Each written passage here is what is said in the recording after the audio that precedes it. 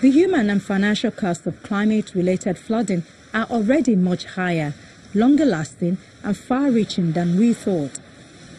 A study produced by researchers at the Columbia University and the University of California, Berkeley, found that a single hurricane can cause a country's national income to decline for the next 20 years. Another study found that without large-scale adaptations, river flooding could cause a 17% increase in global economic losses over the next 20 years. Even a relatively small flood can have unexpected costs months later. In the United States, the heavy rainfall from Hurricane Irma in September 2017 caused severe flooding in Immokalee, Florida. That happens to be where much of the country's winter fresh market tomato crop is grown, and where Wilson Perez, one of the farm workers who picked those tomatoes, happened to live. Perez and his 4-year-old son, Jose, spent a week huddling in a local high school with hundreds of others until the floodwaters went down. Afterwards, they faced the kind of devastation that is becoming more and more familiar across the globe: wreckage and muddy, garbage-laden waters that left the whole area smelling foul for weeks. Perez and his neighbors all got sick, especially the children, after being cooped up inside a shelter for what would normally have been their first week of school. The children wanted to play outside. When Immokalee's tomato pickers finally returned to the ramshackle, overpriced trailers where they live, it was impossible to stop their children from jumping in the dirty water. It also affected a lot of people as well, not only us. People who lived next to us were affected by the flu and cough a little more because it was very bad. The smell of the water and mud and all of that, and I think that affected us a lot as well as those who were living there. Most of the physical damage to fields and farm workers was eventually repaired, but the disruption to fields and to farm workers' lives delayed the winter planting season.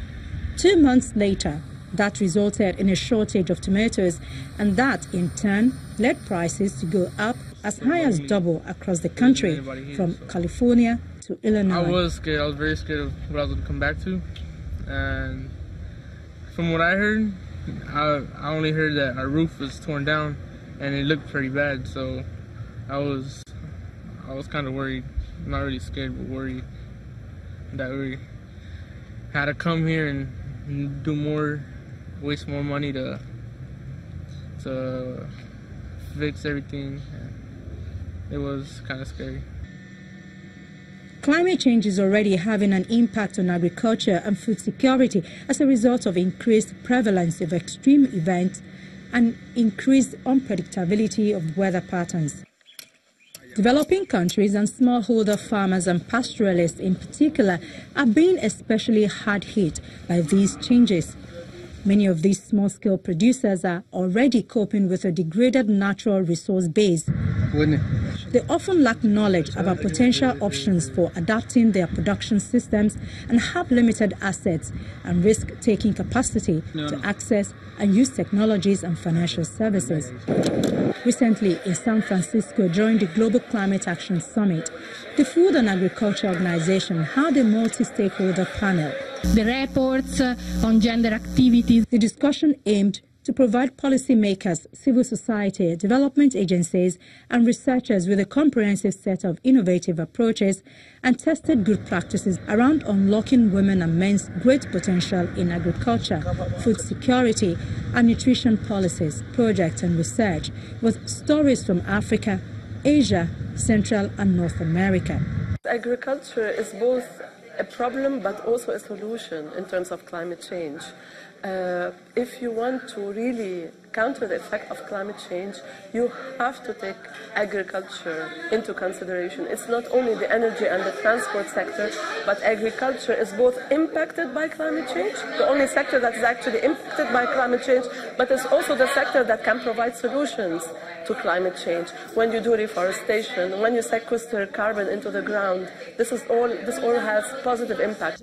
The event discussed the importance of implementing a gender-responsive approach to climate-smart agriculture by recognizing the specific needs and capabilities of women and men. Well, women are, in general, especially in poorer countries, are definitely more vulnerable than men when it comes to climate change.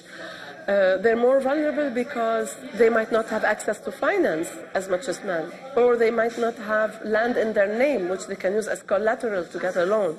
They might not even have access to technology like men, or they might not even have access to information like men have access to information. So all of these things make women more vulnerable than men and giving them less voice than men. So we need to focus on women, especially in places where actually most of the agricultural labor is done by women and not by men. You have parts of the world where you have the migration of men from the rural areas to the urban areas, or even to outside, to another country. Who's left behind? Who's working on the land? It's the women. Livelihood and climate-focused agricultural practices help farmers to sustainably increase their farm productivity and build resilience to climate change, while contributing to mitigation.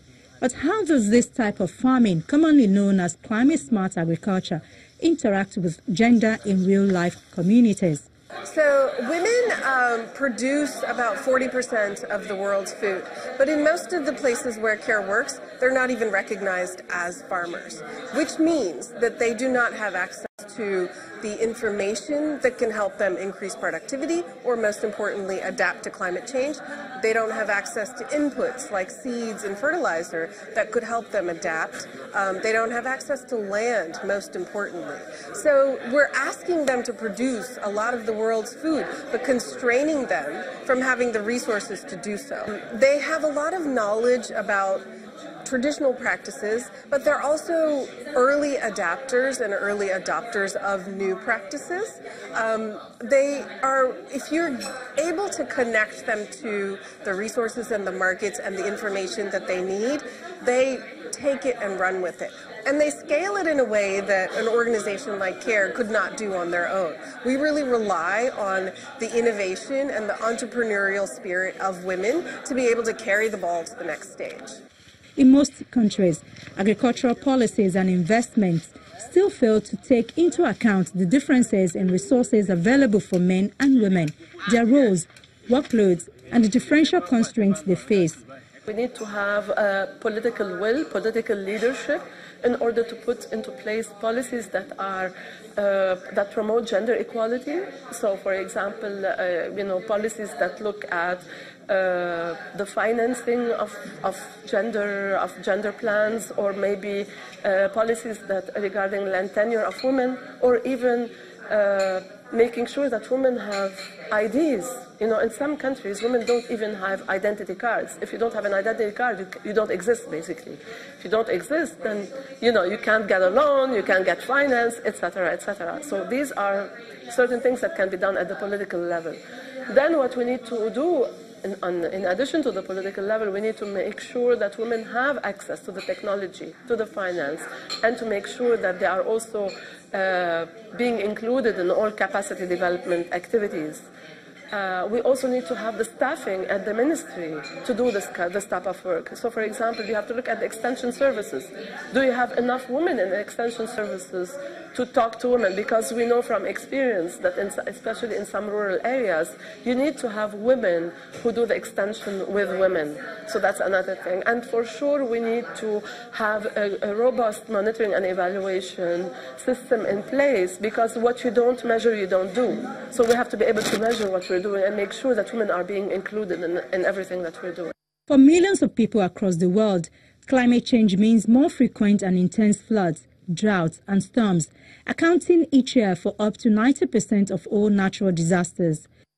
These can quickly spiral into full-blown food and nutrition crisis, In the last decade, almost half of the World Food Programme's emergency and recovery operations have been in response to climate-related disasters at a cost of $23 billion.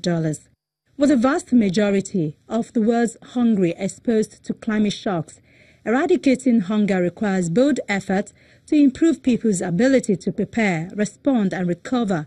Failing this, it has been estimated that the risk of hunger and malnutrition could increase by up to 20% by 2050.